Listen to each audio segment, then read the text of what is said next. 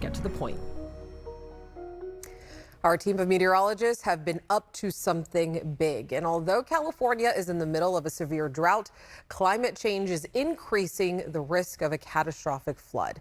And this summer, a report came out warning that a disastrous megaflood is coming to California. Our meteorologists have been interviewing the state's top researchers for months and asking, what is a megaflood? What damage could it do? And are we ready? So tonight, Rob Karlmark kicks off our week-long series, and he's taking a look at the history of flooding in Sacramento and what could happen next. All of our tools were tough march underwater. It looks like a bomb went off there. Imagine the biggest storm you've ever been through. He had to chainsaw his way out his front door. Cold, hard rain has local creeks and rivers running high. All this came underneath the doors. What if the rain didn't stop? A levee breaks. Your neighborhood starts taking on water. In the Sacramento region alone, there's over 514,000 people that were protected by these levees. Studies suggest that Sacramento is actually one of the top 10 in the nation most at risk for flooding due to rivers. The most intense atmospheric river storms are likely to become significantly more intense. And certainly the spillway incident was one of those instances where you did not have time. Are we prepared? This is Megaflood. When it started raining in November, people sort of took notice. Winter's coming early. And then right before Christmas, the storms really hit. For folks living in California in 1861, then 1862, this wasn't a bad dream. It was their nightmare, and their life and livelihood was washed away. And there proceeded to be continual rain for 43 to 45 days.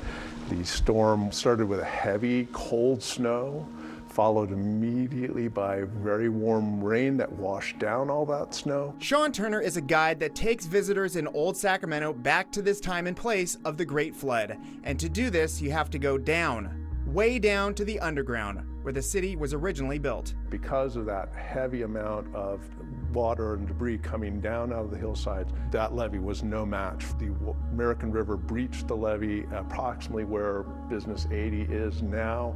The water then came in and flowed behind the city. Sacramento was inundated and annihilated by the biggest flood they had ever recorded here. Now, as the story goes, life must go on. And in the middle of the Great Flood, we had to swear in a new governor. His name was Leland Stanford, and he lived right here in downtown Sacramento.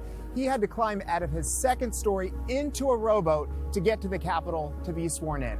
The water would remain here for the next 3 months, an unbroken stretch of water for more than 250 to 300 miles. We're standing next to the foundations for the Hastings building, Benjamin Franklin Hastings and Company building. This building has been lifted up to the current level. This was a 500-ton brick building.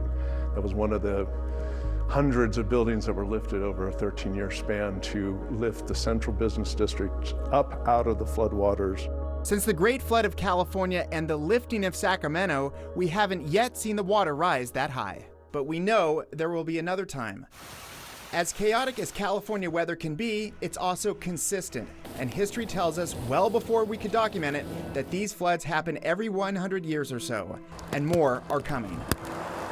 The confidence of catastrophe casting lies in our understanding of the main ingredient of these floods, atmospheric rivers, or ARs.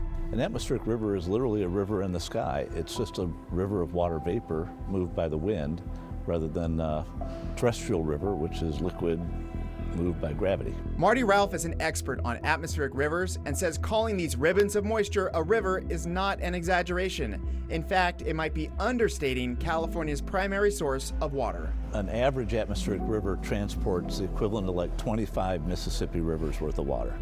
It's vapor. When that hits shore or hits the mountains, it's forced upward, and some of that can condense into cloud and rain and snow in vast quantities. 40 to 60% of California water comes from ARs. If you get less than you expect, you're in a drought. More, and you flood. Much of the research lately is focused on forecasting atmospheric rivers, especially the super high-end ones that can break the flood banks. The Great Flood was the blueprint for a mega flood scenario called the Arc Storm Project back in 2011, a collaboration of more than 100 scientists and officials. At the time, it was the best understanding of the worst-case scenario. The report was sobering to say the least. A cycle of major atmospheric rivers would, quote, overwhelm the state's flood protection system. It would also prompt evacuations for more than 1 million people and cause nearly $1 trillion in damage. 3 times the damage of a major California earthquake. In short, a flood of this magnitude is California's biggest threat. Also, just like that earthquake, we know it's coming, except the future with megafloods is likely to be worse. Dr. Daniel Swain is a climate scientist at UCLA and co-author of essentially Arc Storm 2.0. What does a megaflood look like in our warming climate? Well, he found that these storms are now twice as likely to happen in any given year right now. And in the future, we can expect 2 to 4 times more runoff and flooding potential than we have historically ever observed. They're warmer, and this ends up being a really critical aspect in the Sierra Nevada in particular, because not only are you seeing atmospheric rivers that bring more water overall, but more of that water is falling as liquid rain rather than frozen snow. The report has brought our history with megafloods back to the future, and understanding that California's other big one is coming and we need to be ready. Wow, that's a lot to take in. It is, it is. I do want to be clear though, when is this event expected to happen, or do we know? Right, you know, I think that's sort of the glaring alarm bells go off when you see something like that, because everyone that we talk to is so confident that it is going to happen. But I would just rest assured a little bit, forecasting has come a long way. We would have weeks and months of this kind of pattern, knowing we are starting to get into the danger zone. But there's a couple things that they learned that really tip them off. Most of the mega floods in the past happened during an El Nino episode, and when they model it out in the future, that's what they're seeing. So that's one place to look, but you just got to take it month by month and see where we are. And just knowing that we are in line for something like this, that it could happen here, I think sets everybody apart, just having that knowledge. But we will have a warning, so that's good news. Yes. Anything about this study surprise you at all? I think what surprised me is that if you ask, are we prepared? Are we ready for this? They will say in their own version, not yet. We need to get things done quickly. We need to get it done sooner rather than later. If we wait too long, that's just more time that's wasted. So I think that surprised me is that they feel like there was still a lot of work to be done. But the good news, and we visited some of these projects, the work is getting done and they're planning for the future. So the best minds in California know about this, they're on it, they're working toward it, they're building for this event. The question is when it actually happens, are we there yet? And then this is just the beginning of the series. We have the whole week we're going to be covering mega floods. So tomorrow, Monica's, her story's running. Right. The closest that we've come to a true catastrophe related to flooding recently was when the spillway of the Oroville Dam broke. So Monica's going to talk more about that event and how it sort of gives a bellwether about how things may play out in the future. All right, Rob. Thanks so much. We appreciate it. And our Mega Flood series runs all this week right here on To The Point. So don't forget, for more information about what a flood could look like, be sure to visit us online at abc10.com/tothepoint.